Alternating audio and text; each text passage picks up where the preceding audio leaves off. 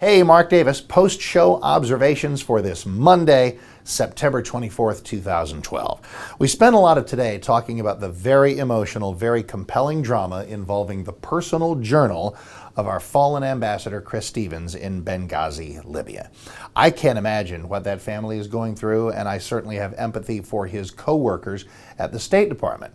But what was at issue is CNN, a news organization I am not usually in the habit of praising, at least not ideologically, has earned some hero status from conservatives, but what they have actually done is even greater. They have earned hero status among those who believe in journalistic ethics. Now wait for it, because you may have heard earlier today or in the midst of a lot of articles that CNN has done some horrible and egregious thing. Well, I guess it depends on how you look at it. Here's exactly what they did. After the attack on the embassy in Benghazi, Ambassador Stevens lay dead. His body came out of there. Various types of rubble came out of there. You know what did not come out of there? A personal journal of his. Wow, there's a well-secured crime scene. Anyway, so someone finds a personal journal of his, hands it over to CNN. Stop right there. What should CNN do? There's an argument that says, give it to his family. This is not some heirloom or some artifact. This is something that could contain information involving the public's right to know. Now, I have a pretty high bar for the public's right to know. There are some things that are, quite frankly, none of my business or yours.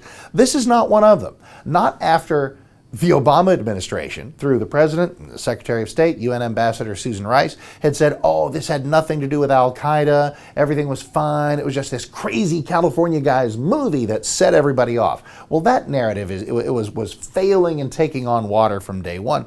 But here was a journal in which the ambassador made no mention of the stupid movie, but did talk about how he felt he had an Al-Qaeda target on his back, how he felt that there were security issues at the embassy. This is enormously newsworthy stuff that the White House and the State Department and our UN ambassador were not forthcoming about. So is this something where you can just take the journal and hand it over to the family with our condolences? No, you can't do that.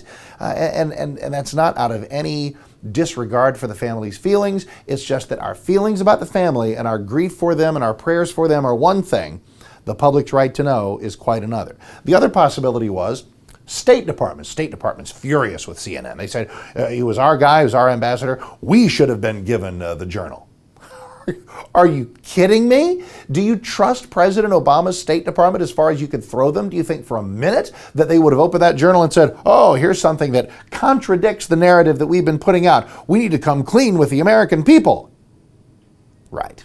In what alternate universe does that happen? So the answer to give it to the family? No, that just doesn't work out. I mean, they have it now, but CNN saw it first, transcribed it, took a look at some things, and came out with a story. The notion of giving it to the State Department first is just preposterous. So what happened was exactly what needed to happen. The family got the journal, State Department's aware of it, and you know what? So are we all. So are we all. Aware that we were hosed by this administration when they were trying to tell us that it was not about some seething Al-Qaeda bad blood, which of course is all over the place over there, but was just the crazy California guys movie.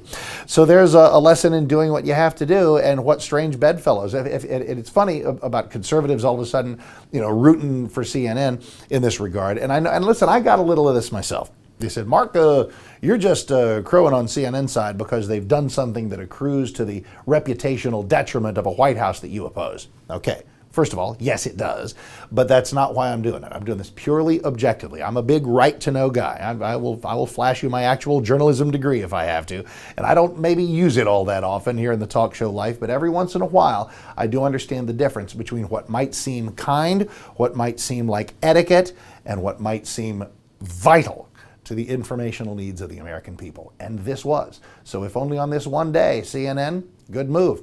They did a good thing. And people, finally, last thing, they said, but wait a minute, Mark, isn't CNN in the tank for Obama? Of course they still are. But every once in a while, there'll be something that motivates them even more. An incredibly compelling story, which this is. They're getting, even the liberal press don't like when they're being hosed by an administration, even one that they favor. So a chance to say, hey, wait a minute, this doesn't exactly jive with what you were saying. That's something any media outlet will go for. And the other thing that really drives a big media outlet, the opportunity to attract attention to themselves.